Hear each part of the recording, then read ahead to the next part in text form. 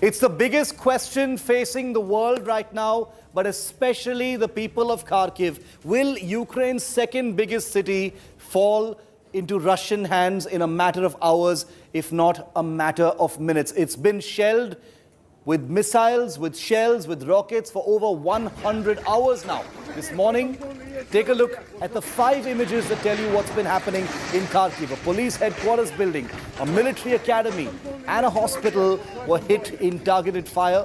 Now Kharkiv city's council has been hit by a Russian projectile and a school has apparently been hit by a shell. Devastating, disturbing, unsettling images coming out of the city of Kharkiv.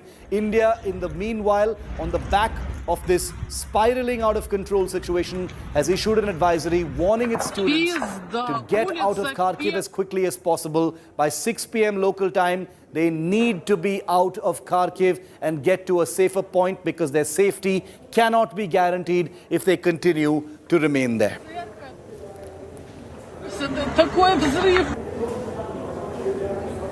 I spoke to a reporter on the ground, Igor, who is speaking only to India today. Here's what he told us. We're joined now by Igor Didneko. He's live with us from Kharkiv. Igor, good to see you. I hope you are safe. Yes. The city you are in, Kharkiv, right now, is being hit by a lot of Russian rockets and shells. What is the situation right now? It's quite bad, we hear. Firstly, I want to say to other world, to people of India, thanks. Thanks for help. Thanks for thinking about Ukraine. Right now, at 12 and 12:50, maybe 10 minutes ago, if you see here, it's a Ukrainian flag, and this is municipal of Kharkiv.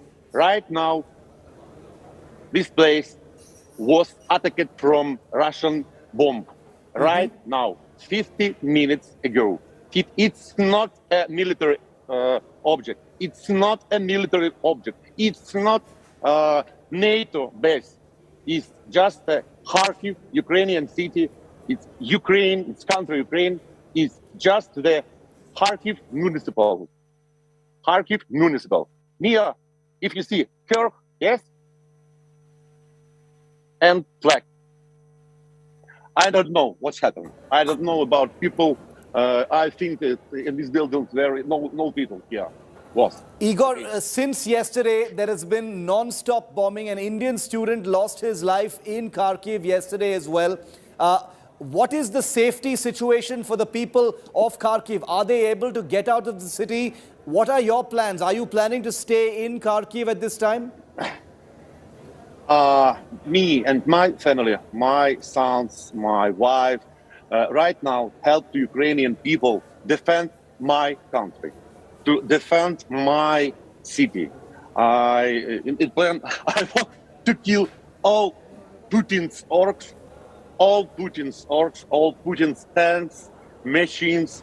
In fact, Igor Dideko is with me live. He's driving through the streets of bombed Kharkiv. He's with me. Igor, what do you see on the streets of the city? You're on the streets of the city of Kharkiv right now. Right now here, I'm waiting to women, old women, to save and driving from center to outside from center. He called me.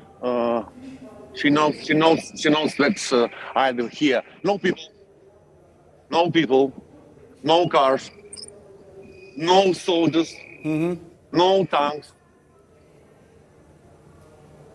Yeah, it's totally empty. Empty here. It's Pushkinska Street. Center is here. It's Pushkinska Street. It's a bank.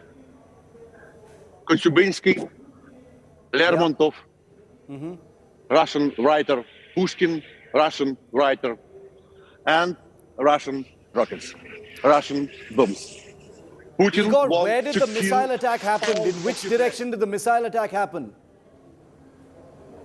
Which direction?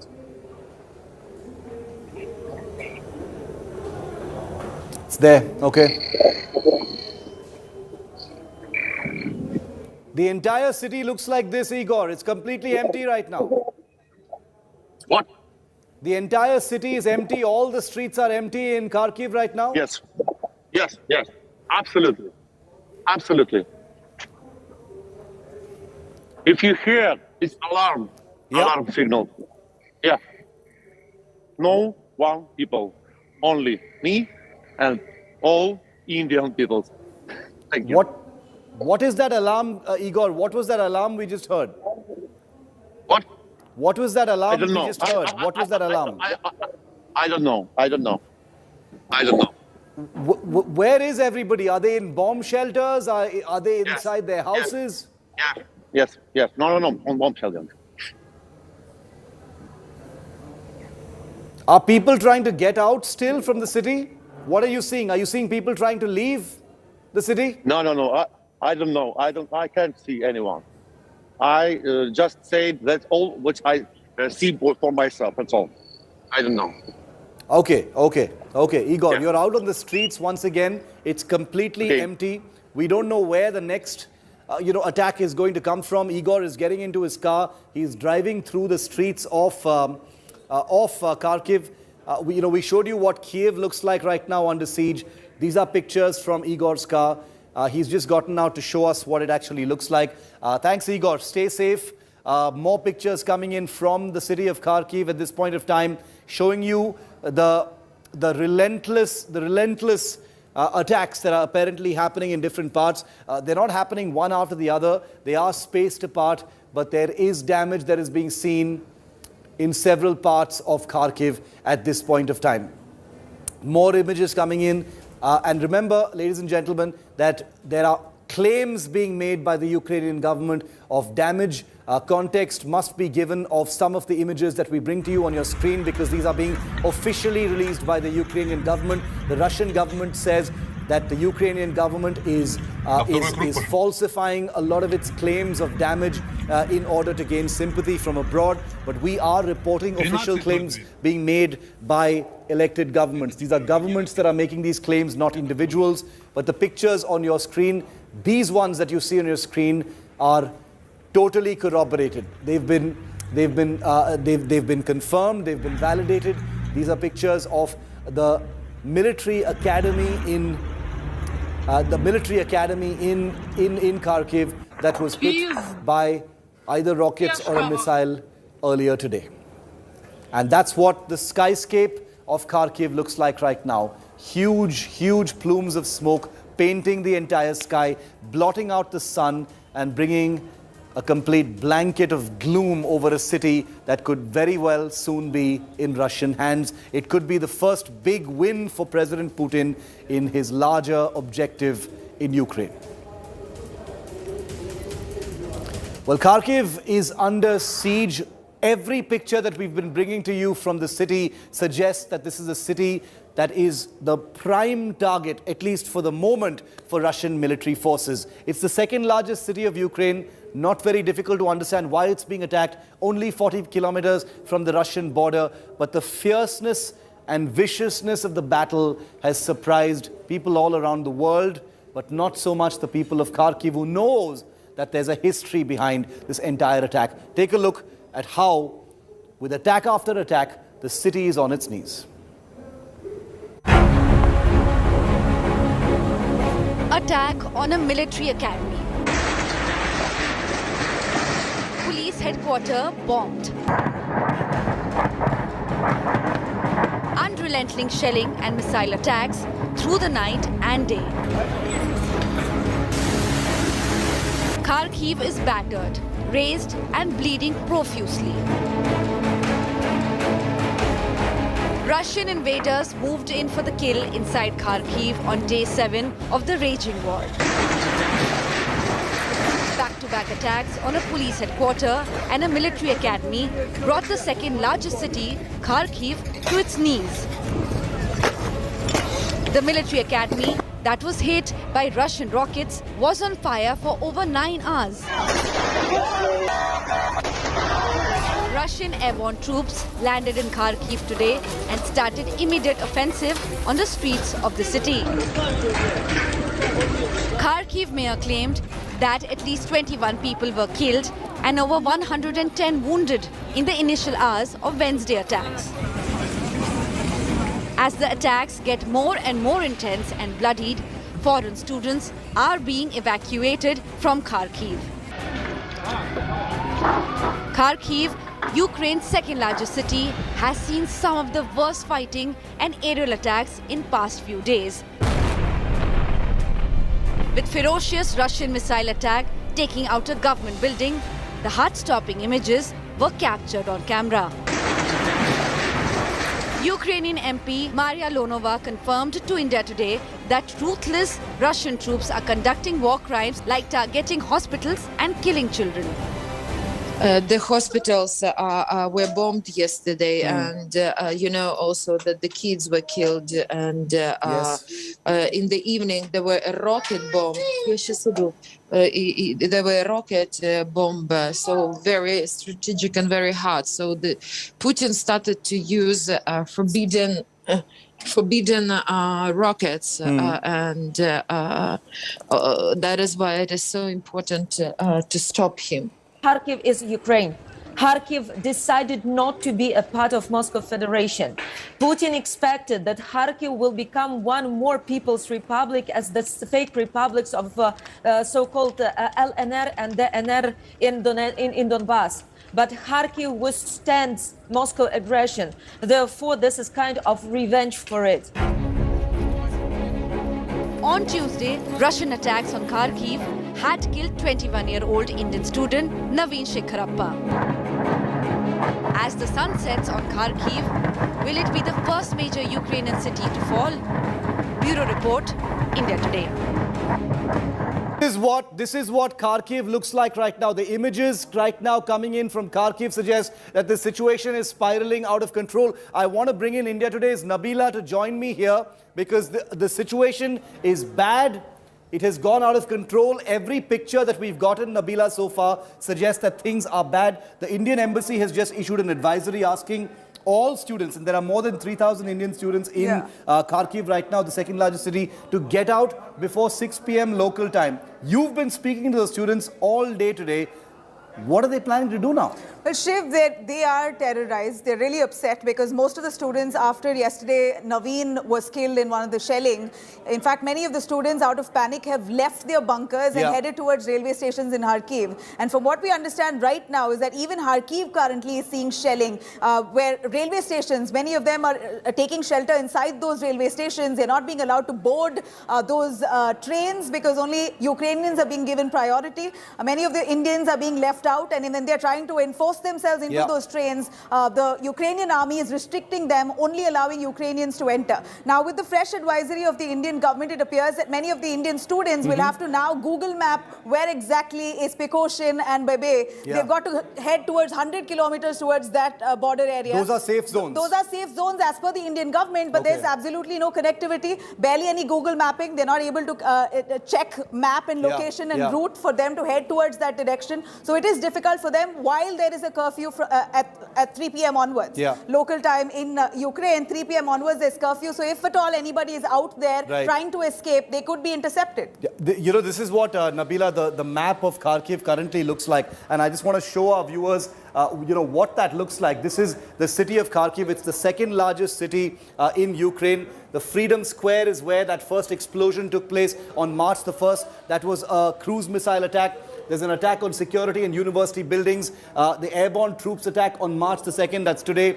So, Nabila, what you're looking at is all of these different places. Look at the number of places where attacks have actually taken place so far. Airborne troops have landed in this particular area. They were dropped from their helicopters a short while outside. But you're saying, Nabila, that Indian students are spread across in different universities in the city right now. Right, different bunkers. So universities, they've all exited. They're all inside different hostel bunkers where that's the only shelter for them, Shiv. And in fact, many of them are not aware of this advisory that's been given by the Indian government as well, because they do not have phones that work. There's barely any electricity. So for them, it is safe place to be seated inside bunkers. Okay, so they're in their bunkers right now. I want to go back to Igor. Nabila, stay with me. Igor is our man on the ground in Kharkiv. He continues to be with me. Igor, what is the current situation right now? What is the current situation? Have there been air raid sirens? Are people still in their bomb shelters? Is there a curfew? When can people come out? Because the Indian government wants all Indians to leave Kharkiv as quickly as possible. All will be happy. We will be winning. We will be winning. But right now, we must save our people. Look right at me, or back on me. It's two old women who asked me to save and to drive it here, drive from drive from center to more no dangerous. Yes, right now we're driving from center. It's Pushkinska Street, streets of students, streets of palace of students, streets of park of students. No people here, just Putin's bomb. Where are you headed to, Igor? Where are you headed to in Kharkiv? What? Where are you going now? To my home. To my home. You're going to your home my now? Direction, Okay. my direction. It's so far. My direction is to Moscow, to Belgorod Street. Right now, I'm driving to Moscow. Yeah, to Russian soldiers. In this direction. In this direction. Okay, I'm really glad that you've got such good cheer at such a difficult time, Igor. I salute you. I commend you. You're in a good mood. You're smiling. You're able to joke at a time when you're driving through the streets of your battered city. These are the images from Igor's dash cam. Take a look at what it looks like. The city of Kharkiv, completely bombed, ghost town. Igor is smiling. He's in a good mood, and he's driving through the city. Geeta Mohan is going to be live with us. We're going to call her down to the war room as well. Geeta Mohan is our foreign affairs editor. Geeta, 6 p.m. local time in Ukraine is the deadline for Indian students to get out of Kharkiv and go to a safer place. There are 3 places that have been named. There are still, I don't know, many hundreds of Indian students who are still in Kharkiv. What is the External Affairs Ministry and what is the Indian Embassy hoping to see happen? Will these people be able to get out by themselves? Will the students be able to get out by themselves?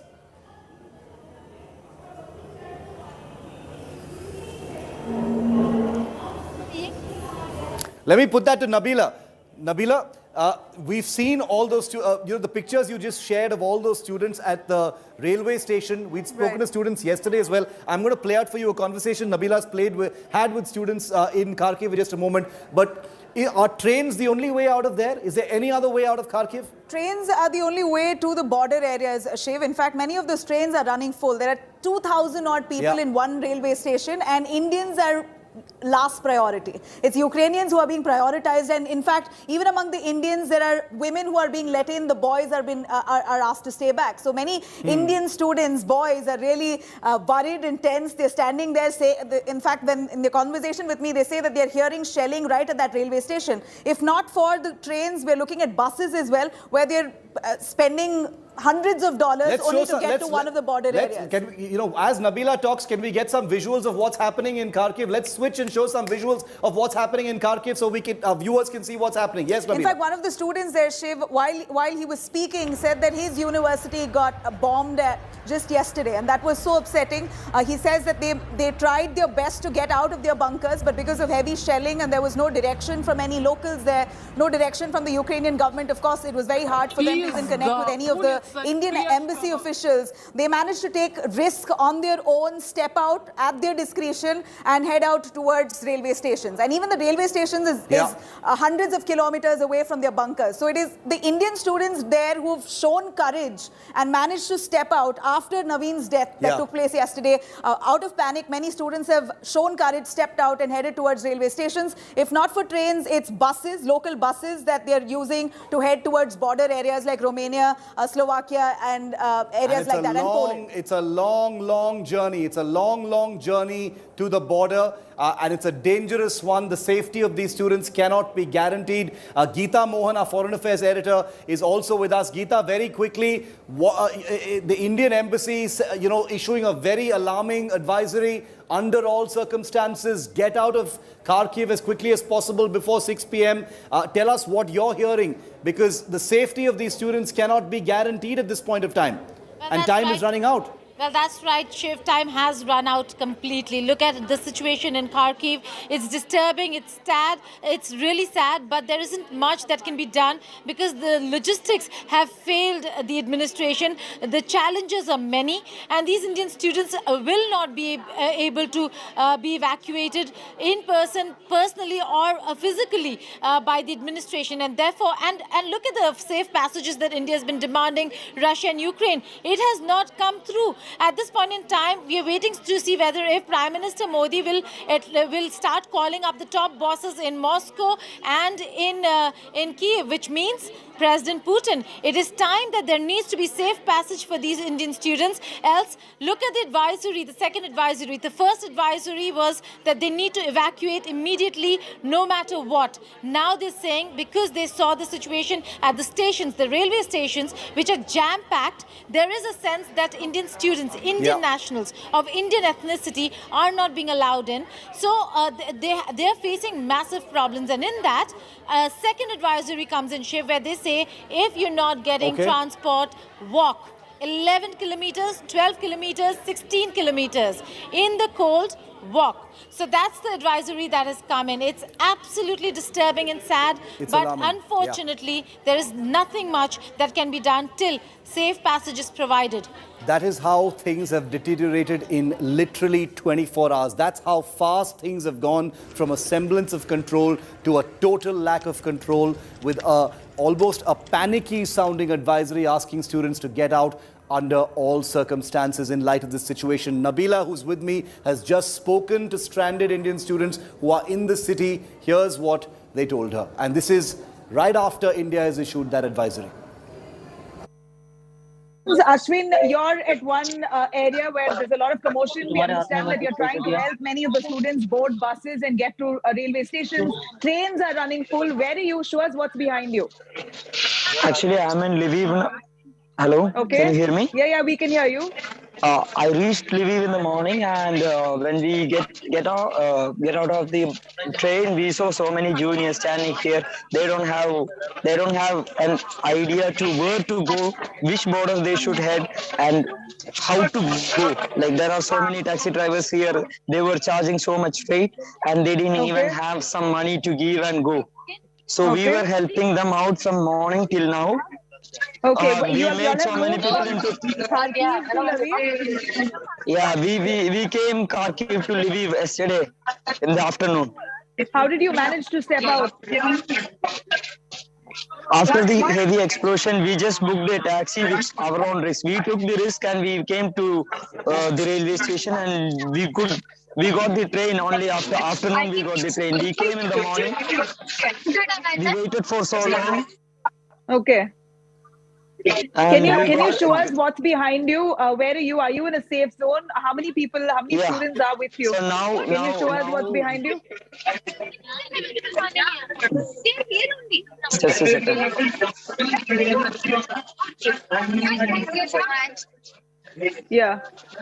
See, we managed to help around 56 students to get inside this bus, as well as we arranged so many taxis as well as minivans for them to the border. Right. You know, Ashwin, we know, just let me tell you something. No agents, no embassies helping us to get out of the bunker to the border. Okay, no one is helping. Literally, the students are taking their own risk. Understand that? No, we do definitely know that this is what students have done. You have taken risk and stepped out of your bunkers and managed to reach the border areas. It was at your own risk, and that's what we understand many other students have done too. In fact, Shrishti also experienced the same. Shrishti, please show us what's around you. We understand that you're in a safe zone right now. You're in Romania. You're at Yes, ma'am. I'm in Romania now. Yeah, I'm at embassy camp. Like they are helping us in. Nabila is going to be speaking to many more of these students who are at the railway station as well, right after this advisory was issued. Right after this break, we'll have their voices for you right here on our coverage. 3 places have been highlighted as possible safe zones, and all of the students have been asked to go either by train or to proceed on foot. Between 11 and 16 kilometers away, they will have to walk in a country that's at war and being shelled by the Russians. That's how desperate the situation is. Back in 30 seconds.